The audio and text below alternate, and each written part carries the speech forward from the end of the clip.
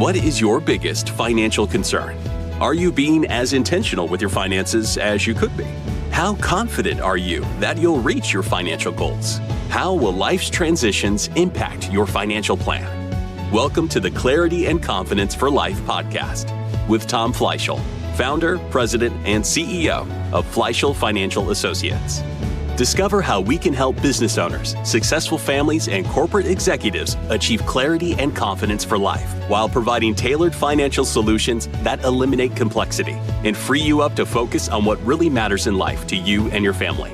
Now, on to the show.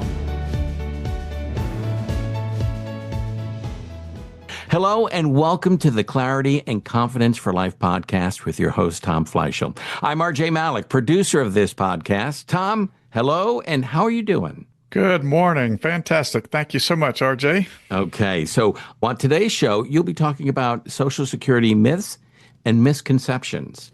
Is that what we got to look forward to? That's in the lineup. It's a very important topic. Yeah, when you sent me the notes, I looked at that and I was like, I'm looking forward to this because I'm approaching that point in my life where this is becoming important to me, and I've got to really look and be prepared. So the timing of this show is perfect for me. So Tom, why don't you take it away? There's no doubt about it. Filing for Social Security, people just get worried and daunting about this whole thing. What are we going to do? How do we approach this? There's several factors I think that are important to consider. Number one, everybody asks, well, what age should I file? Are there any benefits to waiting until after full retirement age or even to age 70? Should I claim my spouse's record first? Or can you still do that after the most recent budget bill changed the guidelines? And then how can you maximize your overall benefits? Those are some of the questions that I think people are probably on their mind. But the problem is there's a ton of information and misinformation to weed through, as well as the need for some calculations based on several variables. There's no black or white answer. There's no easy answer for every situation. Your benefits are going to depend on your age, how long you've worked, what you earned, your marital status, and a number of dependents. So it seems like you have to factor in everything but your IQ. Yeah. So to help, we offer some common misconceptions as well as some guidance on ways to get the most from your hard-earned retirement benefits. All right. So you have to take this information and apply it to individual people because everyone's situation is different. So let's tackle myth number one. Social Security won't be around when I need it. That's the biggest concern. Everybody's so pessimistic about what's going on. Of course, we have a huge budget deficit.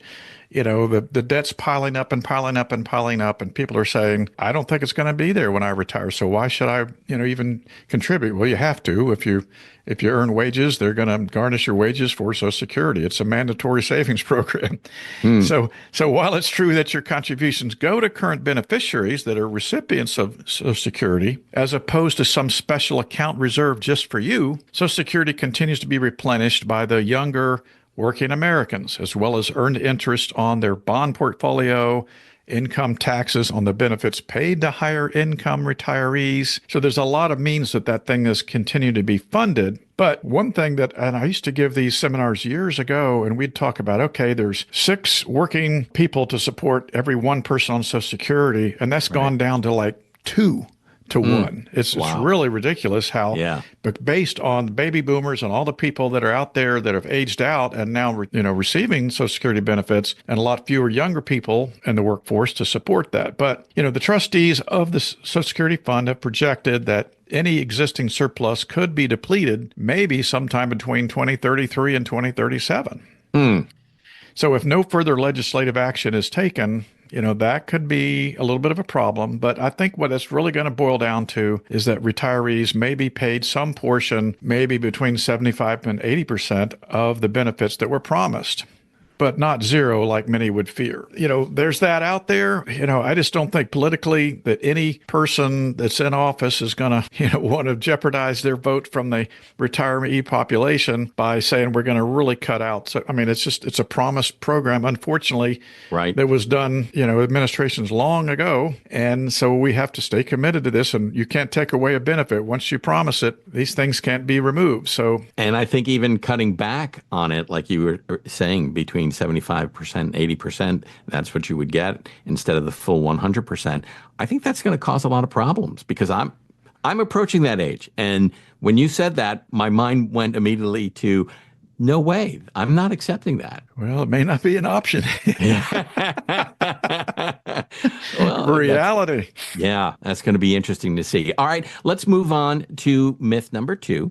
Social Security is all you need. Well, somewhat paradoxically, in light of myth number 1, more than half of Americans expect to fund their retirement entirely with Social Security. I think that's a huge mistake. While benefits do get adjusted for cost of living increases, they were always intended to be a supplement, not to replace retirement savings. So just as an example, here in July of 2024, the average check for a Social Security recipient is only $1,782 a month, according to Social Security Administration. Okay. That's, 22,000 something. Now, are you going to be comfortable living on that? No. No. Now that's a low end number. We have people that are getting 30, 40 in the high 40s, maybe even 50 based on their history of earnings. But that amount can differ drastically, again, on the type of recipient. In fact, retirees typically make more than the overall average. So if you live frugally, that amount likely would be not enough to account for all the variables, especially health care, all the different costs, and a decades-long retirement. That's why it's very important to do what you can to maximize all your retirement savings for as long as possible. Yeah, that's interesting. I mean, from a personal standpoint, we ran into this with my dad. He never expected to live as long as he did because of the history in his family. And, his dad died, my grandfather died when he was 65, and my dad was just hoping to live a little bit longer. He ended up living till he was 87. Well, you remember George Burns, what he said? He said, if I knew I was going to live this long, I would have taken better care of myself. That's a good point. But, this is the thing. You don't know how long you're going to live. And like I said, my father was not expecting it. And that sort of has put a little dent in my mom's, because my mom is still alive, it's put in a little bit of a dent in her, I guess, money that she has to spend. So it's interesting, but you can't predict, right? No, but that's why, it's so incumbent upon everybody to do their own personal savings plan.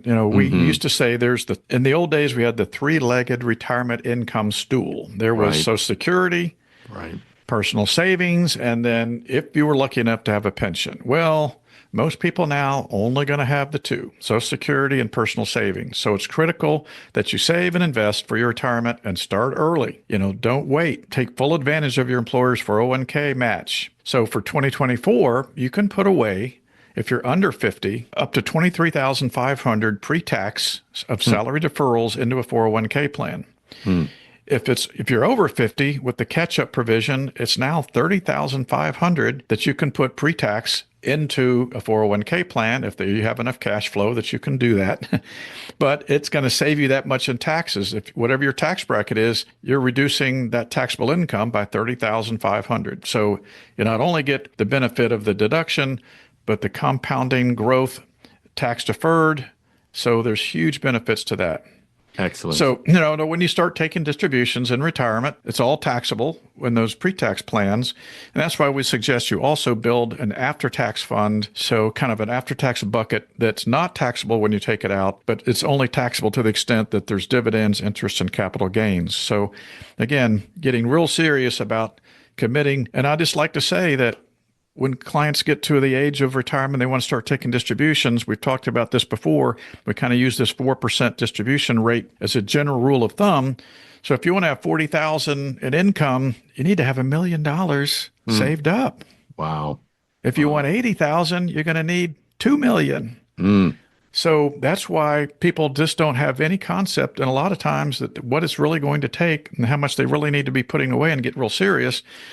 So it's all dependent on, how much you want on the back end. Then you have to get real serious about what that's going to do, what kind of sacrifice we need to make that happen. Okay. All right. Interesting.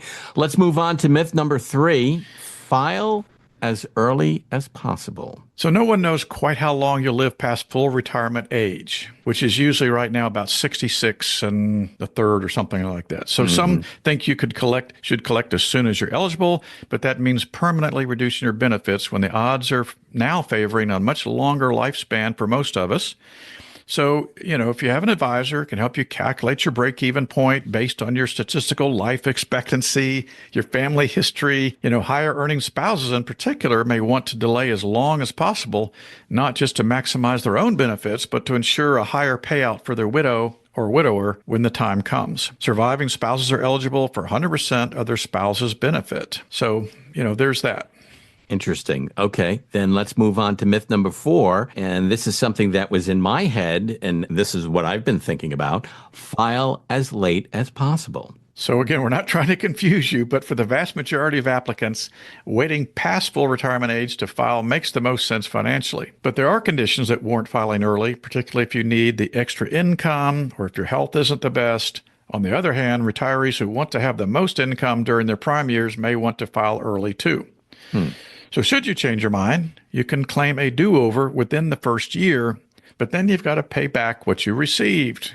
You don't want to get into that situation probably. It's probably already spent. Yeah. If longer than a year, you can voluntarily suspend your benefits at full retirement age and then earn delayed credits until age 70. So between 3 and 4, it really depends on your personal situation. You really can't have a blanket, well, this is what you should do, and this is going to be the most beneficial for you. What I would just try to remind clients that the longer they wait, there's an 8% raise on their benefits until age 70. Okay. So if you can suspend it and wait, and you think you're going to live a long, long, healthy life, it may make sense to go ahead and wait as long, because so many more people are not even retiring until their late 60s or sometimes even early in the 70s now. We're seeing a lot more of that because people just weren't prepared, so they're working longer. Right. Well, and that's something that I'm looking to do. I mean, as long as my voice holds out, why not work? And this is going to tie right into myth number 5. You'll lose benefits if you continue to work after filing a claim. If you file before your normal retirement age and continue to work, your benefits will temporarily be reduced depending on how much you earn. But those benefits are merely delayed until full retirement age, not lost forever.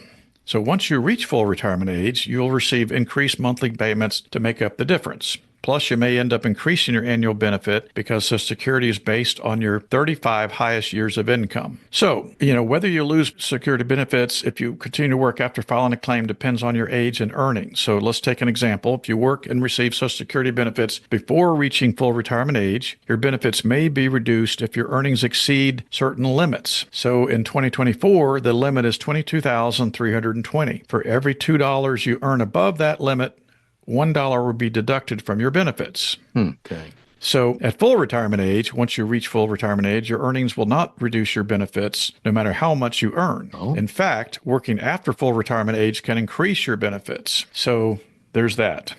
So if I wait until I'm 70 and continue and I'm healthy and my voice holds up and continue to work after 70, maybe 72, 73, somewhere around there, I can collect full benefits and I'm not going to be penalized no matter how much money I make. That's correct. Outside. Okay. Mm-hmm. Yep. All right. I learned something, and thank you, Tom. I appreciate that. So let's move on to myth number 6, which is you're out of luck if you've never worked outside the home. So a lot of non-working spouses, it's true that regular benefits are based on an employment record of at least 40 quarters of income, so 10 years. But those who haven't worked for that long or at all can receive half of what a spouse or even an ex-spouse would receive as long as you were married for at least 10 years and haven't remarried. If you're a surviving spouse, you may be eligible for full benefits of your spouse's record. Even ex-spouses can claim full survivor benefits as long as you were married for more than 10 years and never remarried before he or she passed away. Okay. All these rules, it's crazy. So, of note, remarriage after age 60 does not prevent or stop entitlement to benefits for survivors, even ex-spouse survivors. Interesting. With these rules, it really is important to have a financial advisor because there's so much that is out there. And again, as you've pointed out, it all depends on your personal situation. It's not something that it's, okay, when this happens, this is what's going to happen. If B happens, C is going to happen. It's really up in the air, and that makes it difficult to plan. Well, that's why planning is so important because there's a lot of moving parts to every situation. Everybody's situation is different. Everybody has different needs, feelings about their income, what their situation has prevented, them from getting income in the past, whatever it might be. But that's why we talk about our clarity and confidence for life, living your financial life by design, not by default. So have a plan, be intentional, be thinking, be moving towards your goals and monitoring how you're tracking and continually adjust based on your situation. Is it safe to say that you should continually update your situation with your financial advisor as far as how much you're making or how you're doing health-wise and things like that? Is that type of information important to you? It's all important. Every client situation and all the different factors that go into it can be complex and have to be factored in as we move through and set up planning, set up goals, monitoring and tracking. There's going to be undoubtedly derailments along the way, divorce, death of a spouse, loss of a job, a health situation. There's so many things that could derail our planning. So that's why it's a continual adjustment and realignment to our goals and re-evaluating the numbers and making sure that we're on track. So it's important to be talking to your financial advisor on a fairly regular basis. Absolutely. It's not a one and done. It's not a one and done. It's once, twice, 3 times a year, maybe even more depending on your personal situation. Yeah, we typically, when we go with a planning engagement with clients, we try to meet twice a year to make sure we're on track. That's not always possible. Not everybody wants to do that, but we try to encourage it because of things that are going on with, we focus in on the portfolio and all the things that are happening with that and the markets. But then there's also all the planning aspects of their future and their goals and current situation. So, but again, it's an ongoing, dynamic planning situation.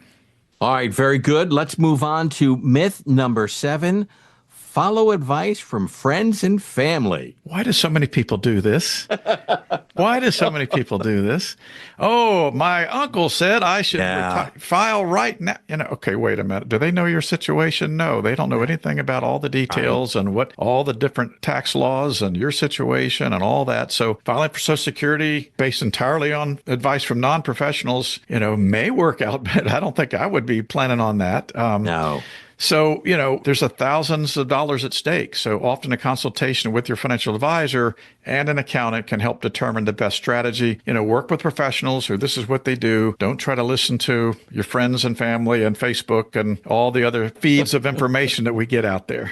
Yeah, there's a lot of information out there, and sometimes it can be tough, especially with family situations, because you can have a dominant personality in the family that thinks they know it all, and you have to deal with that, especially if it's a parent and a child situation. That can be very challenging for a child to challenge the parent, and I'm sure that's something you run into on occasion. It's on occasion, yeah. I mean, everybody has an opinion about things. And we have to be careful about what we're listening to, who we're listening to. So again, just intentional planning is really the whole key to it all. And making sure you're getting good advice, sound advice from professionals who know the ins and outs of all these issues and guide you the best way possible. So Social Security is great. Just don't rely upon it for your only source of income. That would be horrible. You don't want to go from earning, let's say you were earning $85,000 and now I'm only going to get $30,000. That would be a pretty hard retirement to, go on. So Is it ever too early to start preparing for your retirement? Well, I'd say most people, once we get into planning for retirement should start early as far as savings goes. So the earlier you start in the savings part of it, the less you'll have to save. I've got all kinds of numbers and ways that we can show clients if you started at 30 versus 40 versus 50, how much less you would have to have saved in order to achieve the same result.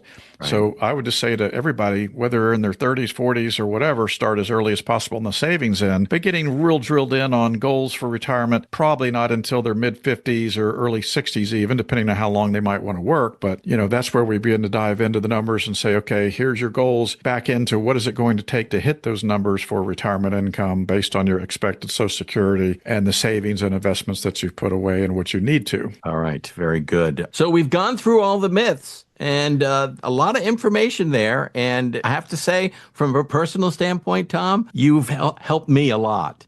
And I feel a lot better about the approach to take now. Is there anything else you want to add to this? I think that's it. I mean, I just say it's all going back to getting intentional with your future, and don't wait till you're in your 50s to start getting real serious about this, because it is time to think about the potential of what Social Security might not be out there or to the percent that we thought. So get started early. All right. Very good.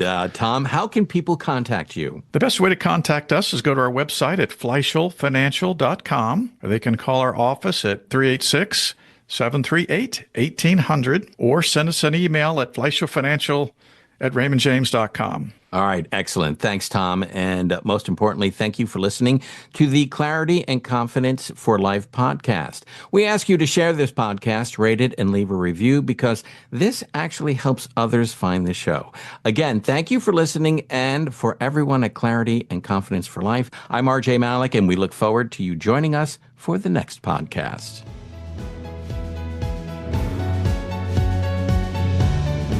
Thank you for listening to the Clarity and Confidence for Life podcast. Click the subscribe button to be notified of new episodes when they become available. The information covered and posted represents the views and opinions of the hosts and/or guests, and does not necessarily represent the views or opinions of Raymond James. This content has been made available for informational and educational purposes only. The content is not intended to be a substitute for professional financial advice. Always seek the advice of your financial advisor or other qualified financial service providers with any questions you may have regarding your individual situation. Securities are offered through Raymond James Financial Services Incorporated, member FINRA, and SIPC. Investment advisory services offered through Raymond James Financial Services Advisors Incorporated. Fleishel Financial Associates is not a broker-dealer and is independent of Raymond James Financial Services.